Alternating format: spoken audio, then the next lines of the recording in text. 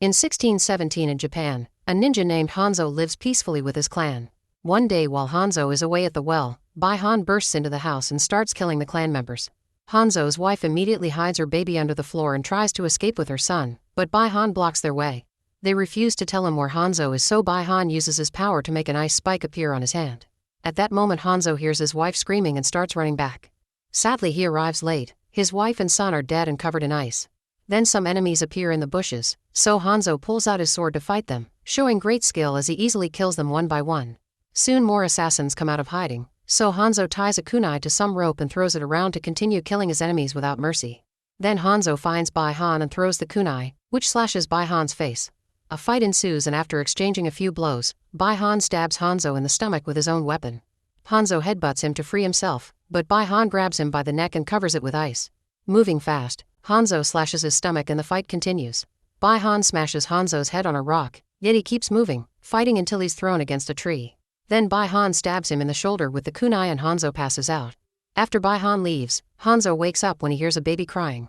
He tries to crawl toward the house, but he collapses as he dies. Because of the dragon-shaped mark on his arm, a magical flame appears on his hand and burns his body, making it disappear without a trace.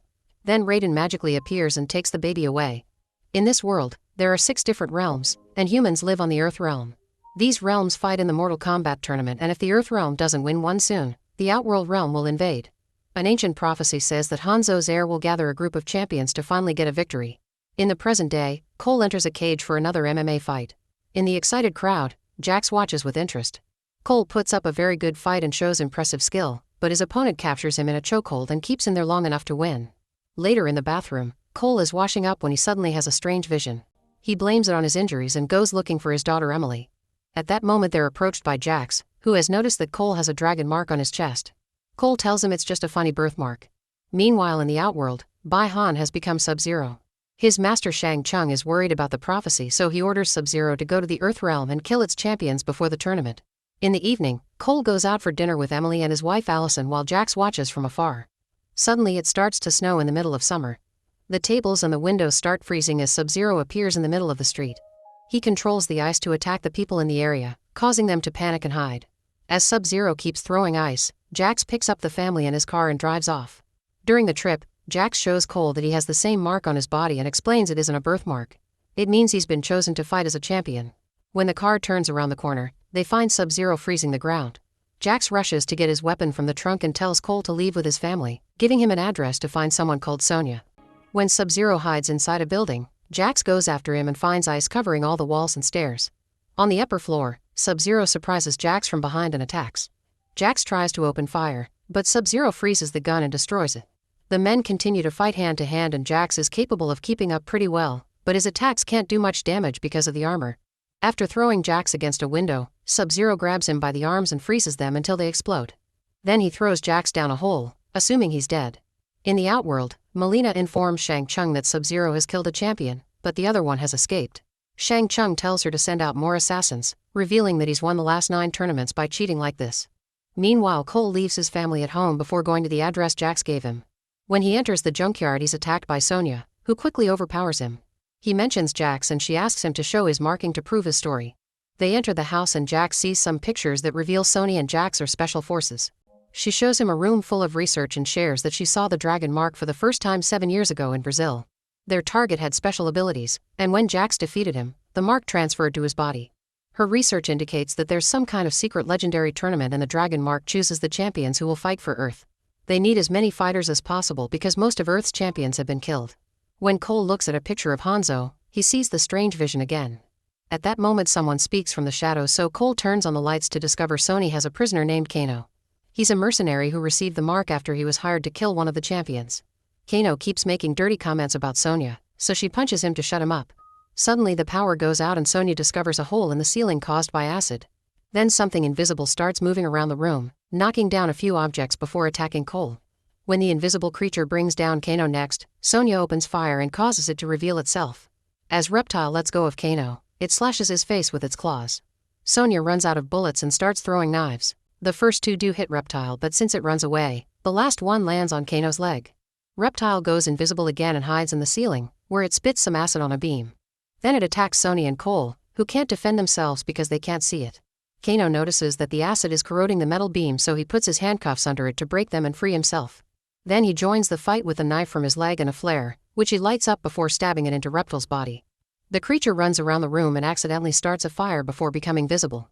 The three humans continue to fight it and Reptile uses its tongue to capture Kano. Cole throws a knife at Sonya as she jumps and she manages to stab Reptile in the chest, only to be pushed off. Reptile drops Kano in the process, so he impales the monster with his bare hand to rip out its heart. Afterward, Sonya is frustrated because all her research is burnt. Kano reveals he knows the location of the temple where the champions train before the tournament, but refuses to share it. Sonya convinces him to take them there by promising to pay him $3 million, but she admits to Cole in private that she doesn't have the money. The next day, a friend of Kano's is flying them to the temple. During the trip, Cole keeps dreaming about those strange visions. When they reach the desert, they jump out of the plane using parachutes. Now they have to walk the rest of the way. Kano keeps behaving like a twat and accuses Sonya of being jealous because he has a mark but she doesn't. An argument escalates into an actual fight and Sonya proves that she doesn't need the mark to overpower him in just a few seconds. Kano wants her to end it, but Sonya refuses to kill him. After lots of walking, the group comes across Liu Kang, who throws a fire attack at Kano when he insults him. Liu Kang introduces himself as one of the champions and agrees to take them to the temple. The group walks a few more miles and finds some hidden tunnels in the mountains. Liu Kang explains that this used to be a holy temple while using his power to open a secret door. In the next room they find paintings of previous tournaments decorating the walls, which remind Cole of his visions. Kano tries to steal some of the decorations but Liu Kang makes him put them back. Sonya sees some monks entering a room at the back and follows them to find an unconscious Jax. Liu Kang explains that the ice cauterized his wounds and the monks will be able to heal him, but it'll take some time. Then Liu Kang introduces the trio to Lord Raiden, who thinks they aren't in shape to fight. When Kano complains, Raiden hits him with lightning. He explains that the Outworld has won 9 times in a row and one more victory will grant them control of Earth forever. Meanwhile, a sudden cold wind blows out Liu Kang's fire and he discovers that Sub-Zero has entered the temple. He immediately throws a fireball, but Sub-Zero dodges it and retaliates with an ice attack that throws Liu Kang back. When Sub-Zero is about to stab Liu Kang with an ice spear, a metal hat suddenly throws him against the wall. This is the weapon of Kung Lao, who has come to help his friend. Shang Tsung and Mileena also appear to help Sub-Zero, however Raiden teleports in front of them to block them with his lightning powers. This creates an energy field that forces the enemies to leave. Afterward, Cole and Kano are taken to an arena where they can awaken their powers, but Sonya isn't allowed to join them because she has no mark. She goes to check on Jax, who finally wakes up and discovers he's been given mechanical arms. In the arena, Cole trains against Kung Lao and surprises him by keeping up pretty well against him. Kung Lao then takes off his hat to use it as a weapon, and in just a few moves he brings Cole down. Next, Kano goes against Liu Kang and is defeated in seconds. While Liu Kang takes care of Cole's wounds with stitches and fire, he tells him the story of how he was found by Raiden and found his fire power. He advises Cole to understand what drives him to fight. The rest of the day Cole keeps training and getting defeated over and over. Jax also trains with his new arms but feels they're weak. During dinner, Kano keeps insulting everyone, causing Kung Lao and Liu Kang to lose their patience. They call him out for being too aggressive for such a useless fighter. Kano furiously goes on a rant and his eye starts glowing. Suddenly he shoots a laser, which Kung Lao deflects with his hat so it hits the wall instead of a person. It appears that Kano's power is a laser eye. The next day Cole trains against Kano, who is happy to beat him up repeatedly.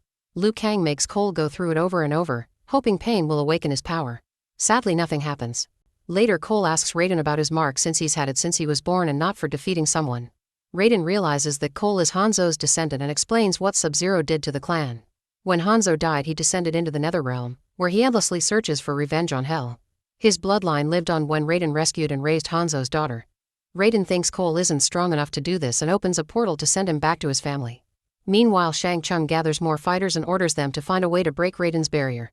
Cabal fought Kano in the past and holds a grudge, so he comes up with a plan. Moments later, Cabal appears outside the barrier and taunts Kano with some insults, but he also offers him lots of money to change sides. Then Kano uses his laser on the device that powers the energy shield. The explosion sends him flying but also destroys the barrier. Black smoke enters the temple as Shang Tsung arrives with his team. A fight ensues between both teams. Jax goes against Reiko, who easily brings him down with his hammer and throws him to knock him out. Sonya fights Mileena and actually keeps up fairly well at first. However, Mileena is much stronger and soon overpowers her by stabbing her multiple times. She throws Sonya into the arena and takes back her weapon to lick off the blood. This makes her realize that Sonya isn't a champion, so she refuses to kill her because it'd be worthless. After Mileena disappears, Kano grabs Sonya and inserts his thumb into her stab wound before throwing her on the rocks. Then he uses his laser to destroy a statue and the debris falls on top of Sonya. When Jax wakes up, He sees his trapped friend and tries to move the rocks to no avail. He's so desperate to save Sonya that he awakens his power, causing his arms to evolve into more advanced models. Now he can move the debris without breaking a sweat. Liu Kang goes after Cabal, but his fireballs are quickly blocked. Cabal tackles him to continue the fight, showing the power to move incredibly fast. Meanwhile, Kung Lao throws his hat at Shang Tsung, who easily dodges it. He refuses to fight a lower soldier, so he summons Nitara. She screeches as she flies in the shadows, thus Kung Lao closes his eyes and concentrates. When Nitara attacks him from behind, he hears her and dodges her before jumping on top of her. Kung Lao controls his hat to make it fall on the ground and starts spinning. Then he pushes Nitara down, causing her to land on the hat and splitting her whole body in half. At the same time, the black smoke sneaks into Cole's shed. He senses that something is wrong and goes outside, only to find Goro. This massive enemy throws Cole aside and tries going after the family, but Cole shows him his mark to keep his attention on him. Then Cole goes into the shed and grabs a crowbar before hiding, waiting for Goro to come through the door. However, Goro punches right through the wall and grabs Cole with his multiple arms to beat him up. Goro also breaks the wooden beams to use as weapons, which causes the shed to start collapsing. Cole tries to crawl out as quickly as possible, but debris falls on top of him and traps him. Goro retrieves Cole from the rubble and gets ready to rip out his spine. A desperate Allison grabs an axe and hits Goro, who just pushes her back. Allison and Emily run to hide in the car and drive it forward to run over the enemy, however Goro easily stops it with his strength. He smashes the roof and rips off the door before dragging Allison out. Cole is desperate to save his family, so his eyes start glowing. His power finally awakens and covers his body with golden armor. He runs toward Goro and gets hit with the car door, but the armor absorbs the impact and he doesn't feel any pain. With his new strength, Cole grabs Goro and breaks one of his forearms. Goro just puts it back in place and starts punching him with all his fists, so Emily yells at Cole to use his famous uppercut. Cole does so, which pushes a shocked Goro back. The next time Goro attacks him, the armor glows and makes two weapons appear. The fight continues and Cole manages to cut one of Goro's hands off. After slashing his belly too, Cole stabs Goro in the eye to finally kill him. At the temple, Raiden senses the awakening of Hanzo's bloodline and opens a portal to bring Cole back. Raiden then activates his lightning again to escape with the champions, however he only teleports Jax and Sonya out.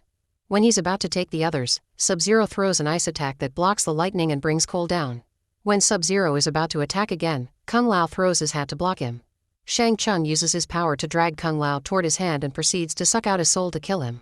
Hearing the screaming, Liu Kang punches Cabal off and runs to the arena, but it's too late. Cole rushes to grab Liu Kang so he won't do anything stupid and a sudden lightning teleports them out of the temple.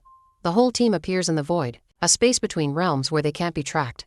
After Raiden hands Cole Hanzo's kunai, he teleports each team member separately to contain the fights. Jax appears in front of Reiko and stops the hammer with his new arms. After breaking it, Jax repeatedly punches Reiko and smashes his head between his hands for an instant kill. Kano is at Sonya's house, so she sneaks under the floor and uses a hatch to slash his leg. She then surprises him from behind and manages to stab him in the back. They exchange multiple blows and Sonya stops the laser by breaking a bottle on Kano's face, then she disappears. Kano thinks she went down the hatch and fires his laser at it, but she's actually in the other room. Sonya throws a bottle of acetone at him, temporarily disabling his eye. The battle continues in the bathroom, where they use a bunch of random objects to hit each other before Sonya is thrown out the window. Kano follows her and grabs her in a chokehold, but luckily Sonya finds a garden gnome on the ground and stabs Kano in the eye to finally kill him. This makes the mark appear on her arm. Meanwhile, Liu Kang is ready for Cabal this time, attacking him with fire punches while dodging his dual swords. After exchanging a few blows, Liu Kang kicks Cabal multiple times in the chest to throw him into black quicksand. Then Liu Kang summons a dragon of fire that burns Cabal to ashes. Cole is having trouble with Melina, who manages to land multiple hits by attacking by surprise because she's capable of going through quick portals. Melina roars as her face splits, revealing a bigger mouth and dozens of teeth. When she tries to bite Cole, he blocks her mouth with his weapon. At that moment, Sonya appears and uses her new power to shoot a plasma beam, which instantly kills Melina with a hole in her belly. Back in Cole's house, Sub-Zero appears outside the door. Then he shows up in front of Cole and shows him that he's got Emily's bracelet, which he freezes to destroy it.